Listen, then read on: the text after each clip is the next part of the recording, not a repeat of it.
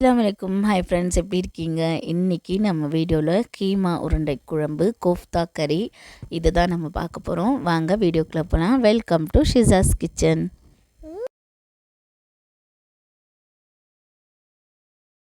Keema 400 gram எடுத்திருக்கேன். பொட்டுக்கடலை 200 gram எடுத்திருக்கேன்.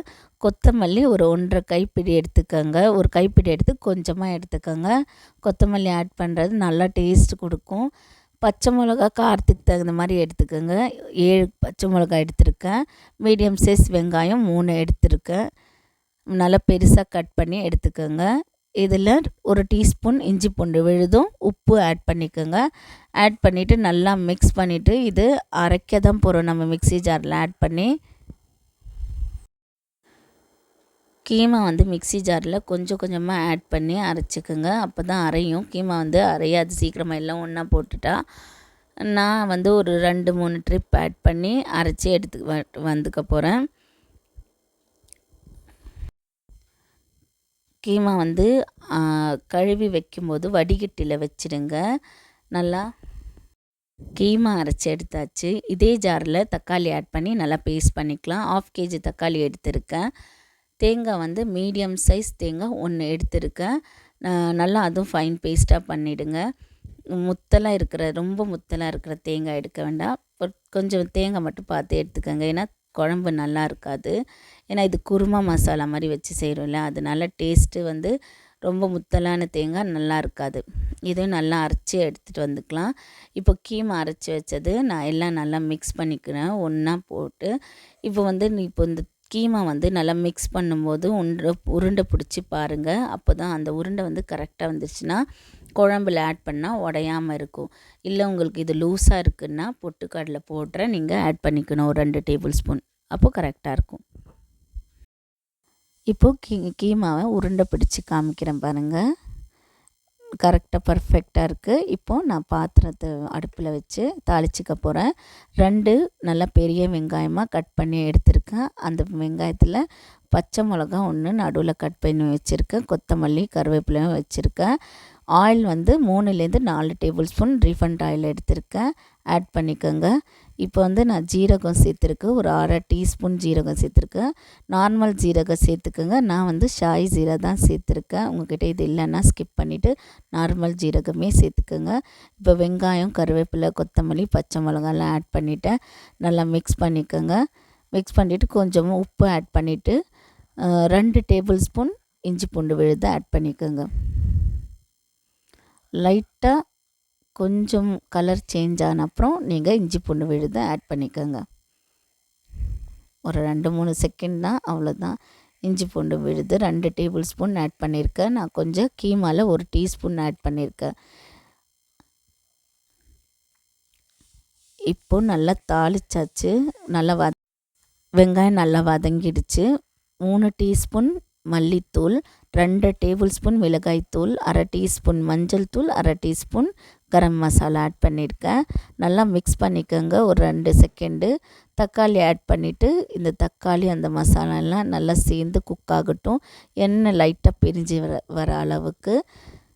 அதுக்கப்புறம் நம்ம தேங்காய் ஆட் பண்ணிக்கலாம்.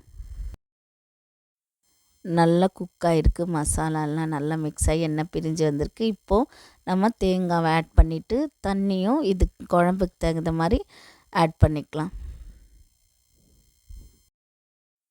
குழம்போட அளவு தண்ணி நல்லா கொஞ்சம் கன்சிஸ்டன்சி காமிக்கிறேன் பாருங்கள். நான் உங்களுக்கு தண்ணி மாதிரி வச்சுக்கணும். இது கொதித்து வரும்போது அதுக்கப்புறம் தான் நம்ம கோஃப்தா ஆட் பண்ணுவோம்.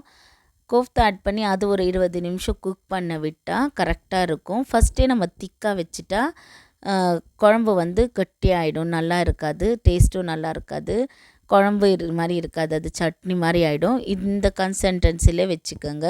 உப்பு ஆட் பண்ணியிருக்கேன் நான். உப்பு காரம்லாம் டேஸ்ட் பண்ணிக்கோங்க. எதுனா கம்மியாக இருந்தால் நீங்கள் ஆட் பண்ணிக்கலாம். இங்கே பாருங்கள் எவ்வளோ தண்ணியாக தெரியுது பாருங்கள். நல்லா கொதிக்குது. இப்போ ஹை ஃப்ளேமில் பண்ணிவிட்டு நான் கோஃப்தாவை ஆட் பண்ணிக்க போகிறேன். இந்த பச்சை மசாலா வாசனைலாம் போகணும். நல்லா ஹை ஃப்ளேமில் இருக்கட்டும். ஹை ஃப்ளேமில் இருக்கும்போதே நீங்கள் கோஃப்தா போட்டால் தான் கோஃப்தா உடையாமல் இருக்கும். இல்லைன்னா அப்படியே கலங்கிடும். லோ ஃப்ளேமில் இருக்கக்கூடாது. நல்லா ஹை ஃப்ளேமில் வச்சு இப்போ நான் வீடியோவில் காமிக்கிற மாதிரி நீங்கள் ஆட் பண்ணிக்கோங்க. கேர்ஃபுல்லாக ஆட் பண்ணிக்கோங்க. கையிலெல்லாம் படாத மாதிரி. ஒரு கோஃப்தாவை ஆட் பண்ணிவிட்டு ஒரு 5 நிமிஷம் விட்டு பாருங்கள். ஹை ஃப்ளேம்லேயே இருக்கட்டும். அதை எடுத்து இப்போ நம்ம செக் பண்ணிக்கலாம். உடையாமல் வந்திருக்கு பாருங்கள். இப்போ இருக்கிற கோஃப்தாலாம் நம்ம ஆட் பண்ணிக்கலாம். உங்களுக்கு எவ்வளோ தேவையோ குழம்புக்கு ஒரு 10 15 ஆட் பண்ணிக்கலாம். உங்களுக்கு எவ்வளோ தேவையோ ஆட் பண்ணிக்கோங்க. நான் இதில் வந்து கொஞ்சம் குழம்புல ஆட் பண்ணிவிட்டு கொஞ்சம் ஃப்ரை பண்ணிக்க போகிறேன். ஃப்ரை பண்ணுறதை நான் இதில் காமிக்கலை, நான் ஷார்ட்ஸில் ஆட் பண்ணுறேன். இப்போ நான் எல்லா கோஃப்தாவும் ஆட் பண்ணிக்க போகிறேன். உங்களுக்கு ஃப்ளேம் ஹையிலும் வச்சு நான் சொன்ன மாதிரியே செய்துட்டும் கோஃப்தா உடஞ்சிருச்சுன்னா முன்ன சொன்ன மாதிரி தான் கோஃப்தா செய்து வச்சுருக்கு இல்லையா, அதில் பொட்டுக்கடலை மாவை நீங்கள் ஆட் பண்ணிக்கோங்க 2 டேபிள் ஸ்பூன். அப்போ கரெக்டாக வந்துடும். இப்போ இருக்கிற கோஃப்தாலாம் நம்ம ஆட் பண்ணிக்கலாம். நான் கோஃப்தா எவ்வளோ ஆட் பண்ணியிருக்கேன்னு காமிக்கிறேன் பாருங்கள். நீங்கள் ஃபஸ்ட் டைமாக நீங்கள் செய்கிறதா இருந்தால் இதை மாதிரி செக் பண்ணாதீங்க, கவுண்ட் பண்ணி நீங்கள் ஆட் பண்ணிக்கோங்க கோஃப்தாவை. அப்போ கரெக்டாக இருக்கும். ஆட் பண்ணிவிட்டு சிம்மில் வச்சு மூடி போட்டுட்டு சிம்மில் வச்சு ஒரு 15 நிமிஷம் குக் பண்ணிவிடுங்க. அவ்வளோதான், சூப்பராக ரெடி ஆகிடும் குழம்பு.